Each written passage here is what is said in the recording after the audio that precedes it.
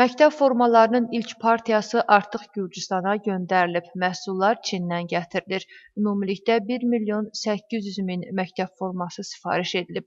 Lakin bu mərhələdə yalnız birinci sinif şagirdləri üçün nəzərdə tutulmuş partiya ölkəyə çatdırılacaq.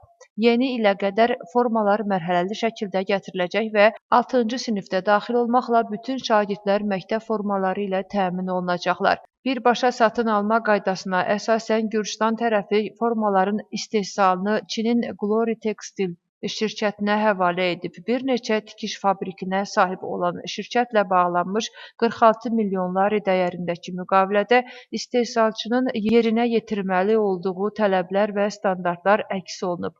Bu tələblərə parçanın tərkibi, dizayn və keyfiyyəti daxildir. Standartlar bazar araşdırması aparıldıqdan sonra müəyyənləşdirilib.